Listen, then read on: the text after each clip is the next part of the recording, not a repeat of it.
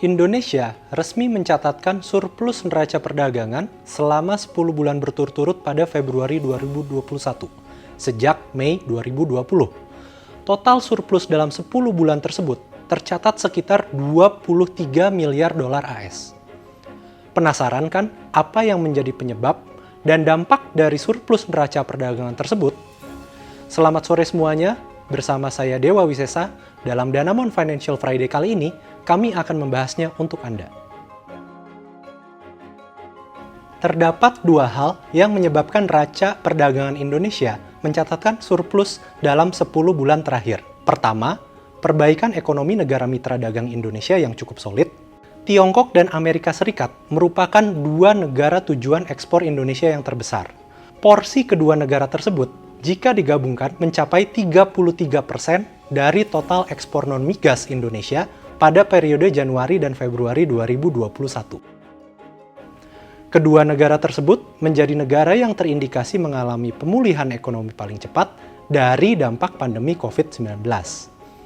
Indikator perekonomian Tiongkok dan Amerika seperti penjualan retail, output industri, ketenaga kerjaan, dan prospek vaksinasi terus menunjukkan perbaikan. Hal ini membuat roda perekonomian di negara tersebut kembali berputar, sehingga permintaan produk-produk dari negara pun meningkat, salah satunya Indonesia.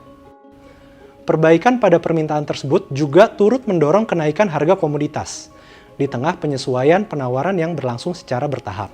Harga komoditas yang meningkat juga berlaku untuk komoditas ekspor Indonesia seperti CPO, nikel, minyak mentah, dan harga komoditas lainnya. Perbaikan volume dan harga produk ekspor inilah yang menjadi penyebab perbaikan ekspor Indonesia. Yang kedua, impor yang masih lemah. Perbaikan impor jika kita lihat masih lemah, tercermin dari pertumbuhan yang masih terkontraksi pada beberapa bulan terakhir. Hal ini sejalan dengan perbaikan permintaan domestik yang terjadi secara bertahap. Indikator permintaan domestik seperti kepercayaan konsumen dan penjualan retail masih tercatat terkontraksi. Jadi wajar saja jika impor untuk barang konsumsi masih belum pulih.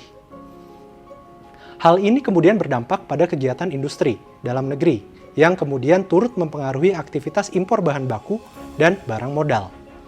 Dengan ekspor yang membaik lebih cepat daripada impor, neraca perdagangan pun mencatatkan surplus. Lalu, bagaimana dampak dari surplus tersebut terhadap nilai tukar?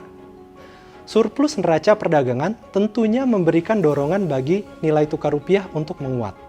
Pasalnya, peningkatan pada ekspor menambah suplai valuta asing di dalam negeri, sedangkan impor yang lemah mengindikasikan permintaan untuk falas yang belum terlalu kuat. Dinamika penawaran dan permintaan falas ini memberikan dorongan positif untuk penguatan nilai tukar rupiah. Maka dari itu, jika dilihat secara rata-rata, nilai tukar rupiah pada Januari dan Februari cenderung stabil di kisaran Rp14.000 per US dollar.